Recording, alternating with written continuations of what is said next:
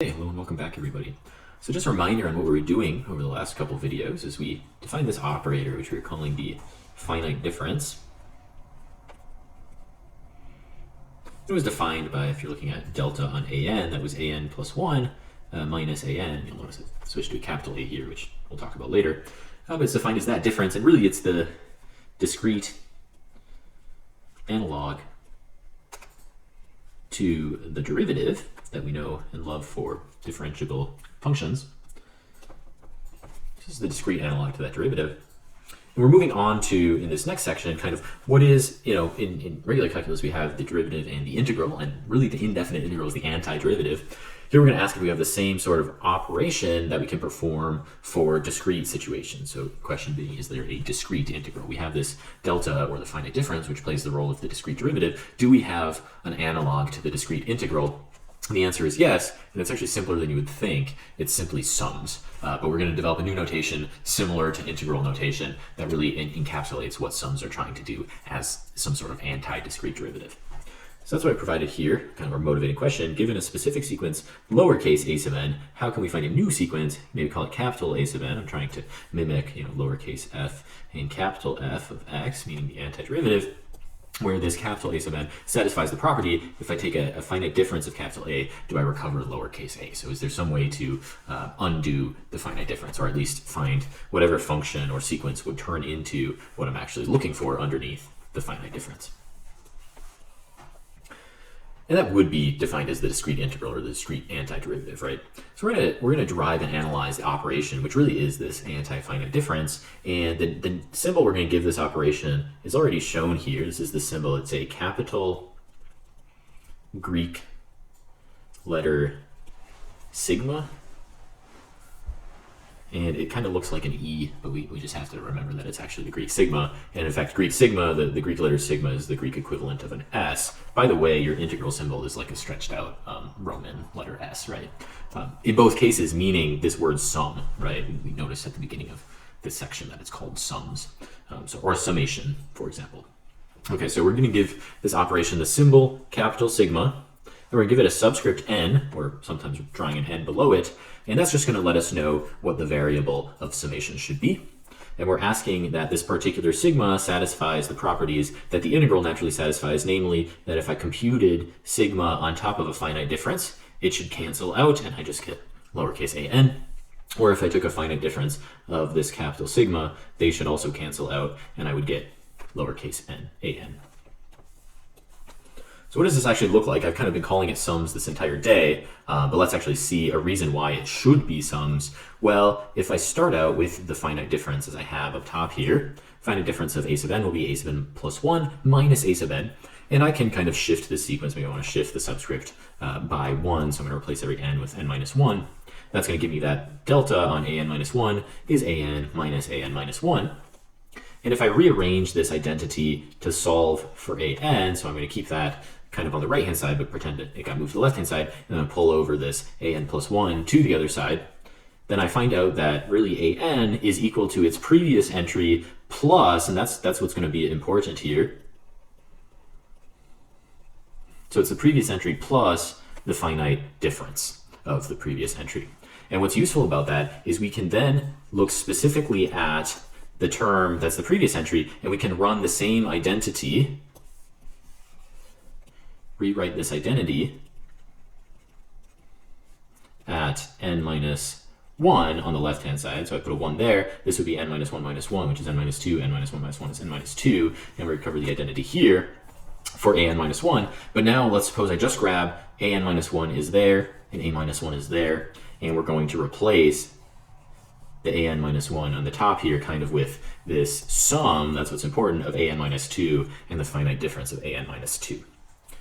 And when I do that, what I end up with is that an is actually equal to, well, an minus 2, so I've been able to shift down twice, and then there was the one copy of the finite difference and the second copy of the finite difference, which themselves get added together.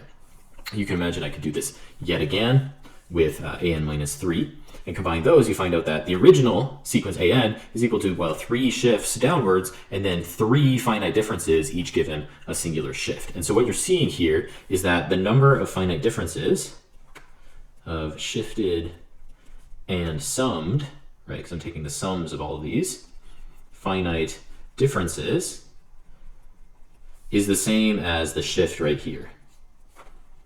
Same as shift. Well, what does this mean? Either there's a couple interpretations. You could interpret this as, okay, I'm going to shift, that number, that 3, infinitely far down and just give myself an infinite sum of finite differences. That would technically be valid. Or you can just say, hey, I'm going to shift this minus 3 term down actually to n terms here, and then have a sum of n terms here as well. And what we end up with in that case is that an will be equal to a sub 0, which I'm just going to put in quotes and call like the first entry in some sequence, right? Because we're kind of thinking back to recursive sequences. When we experience sequences in the first place, recursive sequences are kind of these important ones. So whatever the first entry of your recursive sequence is, which tends to always be well defined for you, so you gotta have this first entry of the sequence. And then what you end up with is, a sum of the finite differences of the sequence. And you'll have, in fact, n total entries in that sum. And so it's kind of this object, a sum of n entries, and you should really say n consecutive entries, because you'll see that you start at 0, you move to 1, you would move to delta a2 here, and you end up at n minus 2, and finally at n minus 1. So you're summing consecutive entries. That's really the object that we care about to undo the finite difference, right? There's a finite difference of the right-hand side here, kind of omitting that first entry, a bunch of finite differences on the right-hand side, but what you don't have on the left-hand side is a finite difference. So in some ways, we are able to undo all of these, n finite differences. You undo them. How do you undo them? Well, you undo them with a lot of sums or a lot of addition. And so that's what we've discovered, and that's how we're going to make our next definition. We're just kind of trying to simplify this notion of summing a lot of terms together. And the notation we use for summation is rightfully labeled summation notation, and it rhymes too, which is kind of fun. So we got this thing called summation notation. A lot of people will just call it capital sigma notation. Sigma notation. For the same reason I described originally, this is the Greek capital sigma, but I mean, it does describe summation itself, but call it either one, capital sigma or summation notation. And this is a useful notation which consists of an index. Remember this word index, that just means your subscript on a specific sequence, so it really doesn't mean anything too fancy. But you've got some subscript on a sequence. You have the sequence itself, a of n, and then you've got an upper and a lower bound. Now this is just like your integral where you're going over some x minimum value up to an x maximum value of f of x dx, right? Kind of that x there is playing the role of that n in the bottom of the summation. It's telling you which variable we're actually interested in. This function here is playing the role of an in our summation. It's saying what should we actually be summing over? Where should we be evaluating specific values of our variable? We've got an x min, which is a lower bound. It's saying at what edge should I start this, in the case of an integral, this integration, but in the case of a sum, the summation, where should I start the summation? And x max says where should I end the integral, and n max says where should I end the summation. So these are really playing very similar roles, but we've got a different notation here, and in fact a different interpretation of the notation, because in some sense you can't technically calculate the area under a sequence, although we will see how we can interpret it that way later. What we can do instead is we can simply sum terms of the sequence where we're going to, here's my sum, right? I've got plus, plus, plus, plus, plus, and plus. We're going to sum consecutive terms of the sequence starting at a sub n sub min, right? Because we're saying n min meaning the first value of n, and ending at a n max, right? So we'll end at a n max there. So that's all that it consists of. We just literally add terms of the sequence together where we start at n min and end at n max, and we happen to call the sum that actually has definite values for the bounds on n a definite sum. Now, this is of course the same as a definite integral where we did include bounds, an upper and lower bound on the integral. We can similarly define an indefinite sum, although this is a little bit more abstract, just like we would define an indefinite integral as using the same notation, right? Capital sigma notation. And we're just going to put a subscript n there. I want to liken this to the indefinite integral, which looks like the integral of f dx. And sometimes we'll write this as capital f of x plus c, right? But the important thing, I think, with indefinite integrals is there are no bounds here, right? So no bounds. And the same idea is happening with our indefinite sum. We've not included any bounds. What we do have as analogous is that the variable is given in dx in the integral, the variable is given in the subscript for the indefinite sum. Our function sits inside the integral, says what are we actually finding the antiderivative of, and the same thing is happening with a sub n, what is the sequence we're taking the anti-discrete derivative of, and then maybe on the right hand side we're using some capital notation, so capital A sub n or capital f of x being the the antiderivative And everything will actually be unique up to a constant yet again, because the finite difference of a constant is still 0, right? If I took a finite difference maybe of the sequence 3, well, that's 3 minus 3, which is still 0. So everything will be unique only up to a constant. And in this case, the indefinite sum, we really just define it to be some other sequence, capital A, where capital A satisfies this property, right? Capital A needs to have the property that if you take its finite difference, you recover this lowercase a. So we'll call that an indefinite sum. Now let's go back to the definite sum notation. This is kind of the one that most Calculus 2 books really go over because they tend to be a little more concrete, a little easier to compute, and so a little more useful maybe in the real world. Same way with definite sums. It's easy to think about an area under a curve. It's a very concrete object, whereas an antiderivative kind of occupies this more abstract area. So let's go over some summation notation, in fact, definite sums in this case, with specific sequences, and let's just get used to computing them. So for the sequence a sub n defined by n squared minus 2n plus 2, let's go ahead and compute the definite sum, sigma, or you could just say sum from 0 to 3 of a sub n. Well, the definition of that sum, if I just write it as a sub n there, the definition says I'm going to start at the lower bound. I'm going to look at a of that lower bound 0, so a sub 0, and I'm going to sum consecutive terms. So the next term would be 1, the next term a sub 2, and the next term a sub 3. I don't move on to the next term a sub 4, big no-no. Why do I stop at a sub 3? Well, if I look at the upper bound on the summation, the upper bound is the value 3. So I'm just going to stop that sum at 3. At this point, I actually do want to evaluate each of these a's to sum them together, and I know what they should be evaluated as because I know my sequence here. For a sub 0, I'm just plugging 0 in for each case of n in the sequence. Well, that means it's going to have 0 squared minus 2 times 0 plus 2. I'm going to do the same thing with a sub 1. That'll be 1 squared minus 2 times 1 plus 2. I'll do the same with a sub 2 as 2 squared minus 2 times 2 plus 2. And finally the same with a sub 3 being 3 squared minus 2 times 3 plus 2. And at this point, it really is just up to your calculator. Go ahead and get the calculator out and plug all these in. It turns out you have 2 plus 1 plus 2 plus 5, also known as 10. That's a nice example of computing a definite sum. We've got a second one here just to get used to it. Now we're going to define a sub n as root 2n squared plus 1. And you could imagine I can start my summation notation from negative numbers. Remember, sequences can work with intervals of integers, so it doesn't matter if I start at a negative. I could start at negative 278 if I wanted to, even negative infinity, but that's a topic for another day. But in this case, we start at negative 2. We're going to end at positive 2 of my sequence a sub n. And how is that summation notation actually defined? Well, it says just start at that bottom bound and evaluate that on your sequence. In this case, that's a sub negative 2. And we're going to add consecutive terms. We're going to add the next term, which negative 2 plus 1 is maybe hard to remember. Not negative 3, it's negative 1. We move forward on the number line by 1. And then to a sub 0 plus a sub 1 plus a sub 2. Why do I stop at a sub 2? Well, because the subscript on a sub 2 is precisely the upper bound on my summation. So at this point, when I've got all my terms of a's, I do actually have to evaluate them up in the sequence above. Specific to an a, it has subscript negative 2. I'm going to plug in negative 2 in for that value of n. So that's why I have 2 times negative 2 squared plus 1. That's me plugging negative 2 in for the value of n, and then negative 1 in for the value of n, for 0 in for the value of n, 1 in for the value of n, and 2 in for the value of n. And I stop there because I'm stopping at a sub 2. At that point, I just whip out the calculator and actually compute these. It turns out the first one's going to be root 9, then plus root 3, plus root 1, plus root 3, and plus root 9. I've chosen some good numbers here to get at least a couple perfect squares. Turns out we have 3 plus root 3 plus 1 plus root 3 plus 3, or in other words, 7, and 2 copies of root 3. One last example. We can actually manipulate sequences within summation notation if we would like to.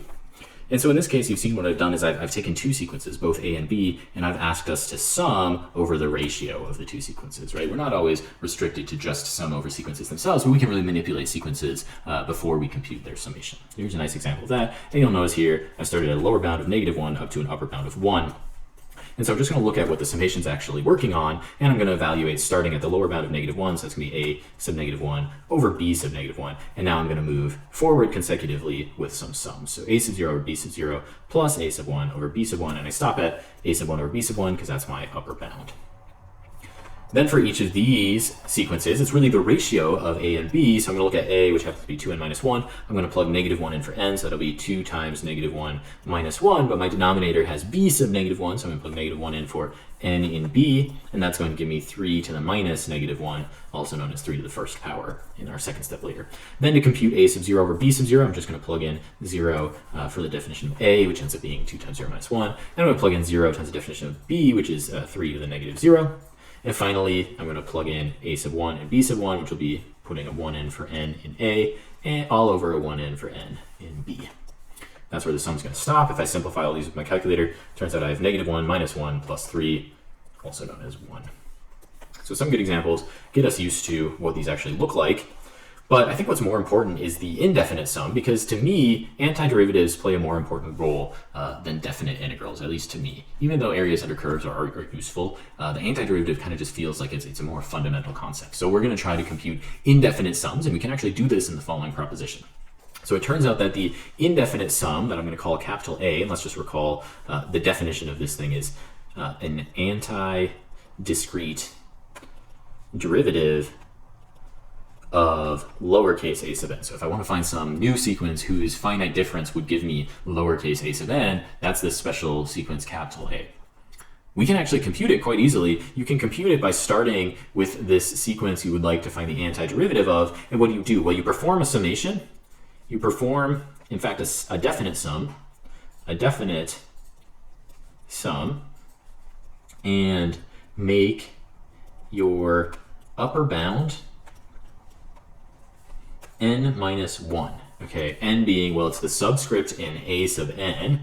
And if you make your upper bound n minus 1, you have to go down by 1. The reason for that being, when you take, delta of a of n, remember this is defined as being kind of the next term, the n plus 1 term, minus an. It's because of that little plus 1 here that you end up with a minus 1 here, because you want that plus 1 to kind of cancel with that minus 1. Now when it comes to this lower bound, you'll see here k equals 0. That's actually not important. So the lower bound just needs to be fixed. And by fixed, I mean not a function or sequence of this lowercase n that happens to be on the left-hand side. In some sense, you need it to be smaller than any n that you were originally expecting to plug into this capital A. So in this case, we're kind of assuming that the subscript or your indexing set that you're actually curious about over your sequence is positive, right? You kind of are starting, how would I define this summation? Well, it starts at a sub 0 plus a sub 1 plus a sub 2 plus dot dot dot plus a sub n minus 2 plus a sub n minus 1.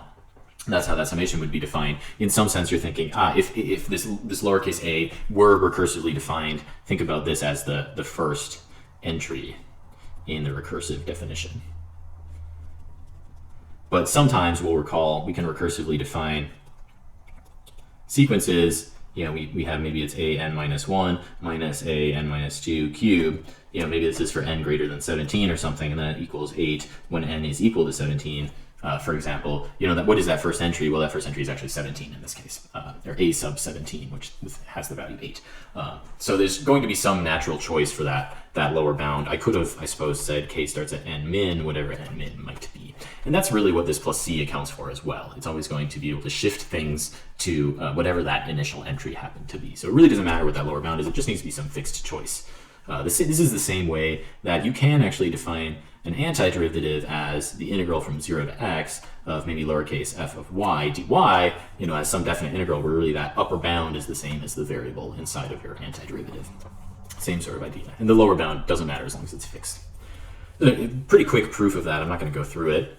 But then this does lead me to kind of what's pretty important about this section, which is the fundamental theorem of calculus, at least as applied to sequences. We do have, as long as the sequences, these summations, these indefinite sums on sequences are defined, even as in this previous proposition, right? If I want to define it as that summation there, if I go ahead and compute the finite difference of that summation, I do indeed recover the sequence itself, and vice versa. Actually, this first one we kind of arrived at out of the definition of the indefinite sum, so that's maybe not the world's most important identity to have. The second case here is maybe a little bit more special. It says, hey, if I took an indefinite summation of a finite difference of a sub n, I do actually recover that sequence, maybe up to a constant. But these look exactly the same as your fundamental theorem of calculus, right? If I have d dx, which really is playing the role of delta, and I act that on an antiderivative of f of x dx, we all know that those two cancel, and I just have f of x, or vice versa. If I take an antiderivative of d dx of f of x dx, we all know they cancel, but your antiderivative says they only cancel maybe up to a constant. So these are all playing the exact same role that we had with the continuous calculus. Proofs are the exact same as well. Second fundamental theorem is maybe the one that we would want to try to use as the rest of this chapter goes on. It's kind of akin to finding areas under curves by taking antiderivatives and then evaluating at the bounds. This may be a situation where I'm asking you to perform the summation n equals 1 to 100 of the sequence n, and maybe you don't know how to do that, but you immediately come up with the answer that this is 5050. And for those of you who have gone through some of the exercises, or maybe know the apocryphal story of Gauss, you know why this is the case. But supposing you didn't even know why this was the case, we can actually sum a lot of numbers, and maybe you could jump this up to 10,000, and you could modify this sequence maybe no longer to n. You could make it n cubed minus 2n plus 4. And you could perform that summation really quick. You would not have to put it into your calculator. Imagine how tedious it would be to sum 10,000 entries in your calculator. What you get to do instead is you can find the anti-finite difference, right, or the antiderivative in this discrete setting of that object, n cubed minus 2n plus 4. And then all you have to do is evaluate those antiderivatives at the bounds. You perform 1 minus 2 calculations, right? 2 calculations or computations instead of 10,000. So this does become actually quite useful, the second fundamental theorem. So something pretty important. I do want to throw out here, however, that the second fundamental theorem is very slightly different than our fundamental theorem of traditional calculus. If I had something like x min up to x max of lowercase f of x dx, we all know this is equal to the antiderivative evaluated at the upper bound minus the antiderivative evaluated at the lower bound. But what happens in the sequence world, it's very similar, but it's very, very slightly different, which is that the upper bound, you add 1 to it. So add 1 to upper bound. And this is for the same reason I mentioned before. We consistently pay this price because of the way that the finite difference is defined, right? That finite difference of capital A is defined as n plus 1 minus a of n. And so you get this little extra n plus 1 that's sitting around, and it shows its ugly face in a bunch of random situations in the discrete calculus. So it's just something you got to put up with when you're doing these computations, but as long as you remember it, you'll be just fine. Now, I do get to the next statement, which I do like. I'm trying to liken this back to calculus as much as I can, so it tries to feel familiar, and summations should feel familiar anyway. We've been adding numbers together our whole lives, and we've been computing areas of bar charts our whole lives. So the point that I have in our next proposition is that summations can be thought of as areas under curves, or in fact, areas under sequences. But if I were to plot a sequence by itself, and we saw this in the previous section, I did just plot sequences as a collection of points. You can't really talk about the area under a collection of points. You can imagine if I dropped each of these points downwards. That's not an area. These are all straight lines which kind of have width 0. So you can't think about them in area. Instead, what we do is we kind of extend these over and down. It starts to look like those Riemann sums that maybe you have traumatic experiences of, and you fill in underneath these over and down areas, and then you can actually compute them. And then you just assume that the width of each is equal to 1. Okay, so here we've got a width of 1, a width of 1, and so on, right? So a width of 1 in every single point on our sequence.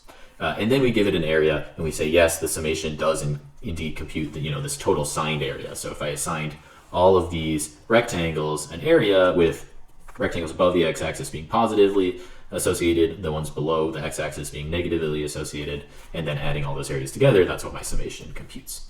So you can think about it like that in terms of regular calculus, but with these bar charts instead. And I do have a lovely example here. So let's go ahead and compute the area under the bar chart, which is given by this sequence, n times n minus 1 times n minus 4, e to the negative n squared, and then I've given myself the interval 0 to 10. Recall these double square brackets, just say I'm working with the integers here, I'm not working with the real interval. And so let's compute the area under that bar chart. Well, we're just going to compute it as the definite, right? This is a definite sum. And how do I compute a definite sum? Well, I'm going to replace a with its actual definition, which is this n times n minus 2 times n minus 4 e to the negative n squared. And then I'm going to actually evaluate on every integer within the bounds, that's inclusive within the bounds, and add together.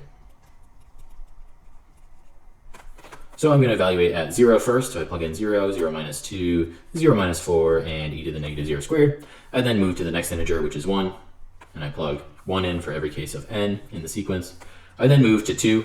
I would plug in every case of 2. And then move to 3, plug in every case of 3, blah, blah, blah, all the way up to 9, every case of 9. And n in the sequence is going to be a 9. Every case of n in the sequence is going to be a 10. And then I'm adding all those terms together. I got out a computer. I coded this up. A lot of these, this is why, finding these antiderivatives are going to be useful, because we want to do these by hand eventually. But for this one, I did get out a computer and just coded it up, and it told me that the answer was approximately 1.103. You can imagine it's quite tedious to do this by hand. We could actually compute the absolute area of these as well. You'll recall in terms of functions of real numbers that the absolute area, we just needed to identify all of the negative regions, and we would make sure that those negative regions were now considered positive. And once we consider all of them positive, you just add up all the areas. Here, that's quite easy. In integration, we had to identify where the function changed from positive to negative. In this case, if we're going to code it up anyway, we're just going to check. We're just going to include the absolute value within the sequence itself, because this will guarantee each bar in the bar chart is positive.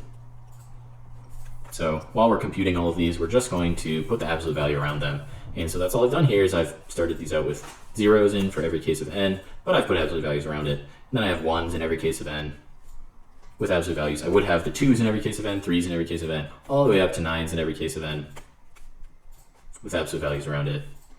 And then 10's in every case of n with absolute value signs around it. And then I've added all those terms together, went ahead and coded this up, and it looks like we increased to the size of the area by 1,000th. So quite a small bit that this got increased. It must not have had too many negative terms. I guess that kind of makes sense. It starts out positive and decays pretty quickly with that minus n squared term there. So you barely got a little bit more by considering it positive. We're going to finish off this section kind of the same way we finished off a lot of these sections, which is to say that sums are another object which satisfies this kind of notion of being linear, this linear idea, which I keep bringing up, and I say linear means behaves like multiplication. The only reason, and I know that functions are interpreted as being linear all the time, f of x equals 2x, we say is a linear function, but the only reason we actually say it's a linear function, I realize the word means line-like, but it's been adapted to mean other things in mathematics. This function behaves like multiplication because it's right there. The function is truly multiplying its input by 2. So the fact that f of x, it grabs x and it multiplies x by 2, behaves like multiplication. That's really what mathematicians mean when they say objects are linear. And so we're going to see that summation does this as well. And behaves like multiplication means it distributes, right? So we're going to distribute summations over plus signs, which we see here, and we're going to commute with constants. So in the case of C1 and C2, those constants have been commuted with the summation, right? Even if I distributed it over multiplication, you would think maybe I need to write it as the summation of C1 AN plus the summation of C2 BN, but in fact, you can even take the C1 and the C2 and bring them out front. And so that's what's a little special about behaving like multiplication. This is true whether or not I have an indefinite sum or a definite sum, right? The definite or indefinite does not care about linearity. And so why would we care about linearity? Just as I'd like to always say, well, it's because if we know the kind of the anti-discrete derivative of some sequences, if we know them individually, if I know the anti-discrete derivative of 3 sequences, and here I've provided some examples for you, and I want to actually compute maybe a definite sum over a sum of these sequences, right? I'm combining a lot of these sequences together. Well, it's saying rather than compute the above as an entirely new anti-discrete derivative,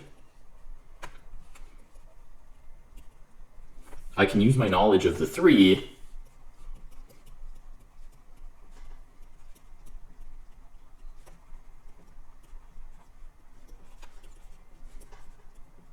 and combine them